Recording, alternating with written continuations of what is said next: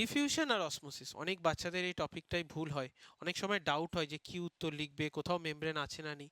এই ভিডিওটা আজকে তোমরা শেষ অবধি দেখো, তাহলে তোমরা আর কোনো দিন তোমাদের অসুবিধে হবে না যে ডিফিউশন আর অসমোসিসের পার্থক্যটা কি। ডিফিউশন মানে কি?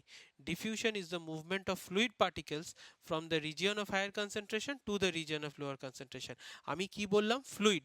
ফ্লুইড মানে যেটা মুভ করতে পারে, সেটা লিকুইড হতে পারে, গ্যাসও হতে পারে। আর এখানে আমি কোনো মেমব্রেনের কথা বলিনি।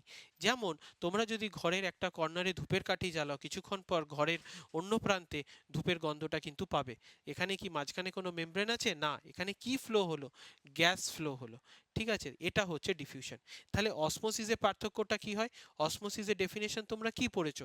Osmosis is the movement of solvent particles from their region of higher concentration to their region of lower concentration across a semi permeable membrane। তাহলে কি হচ্ছে?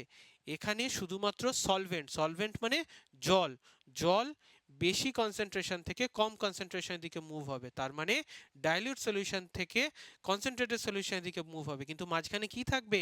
একটা ব্যারিয়ার থাকবে, সেমি পারমিয়েবল মেমব্রেন থাকবে। তাহলে বুঝেছো তোমরা অসমোসিস আর ডিফিউশনের পার্থক্যটা?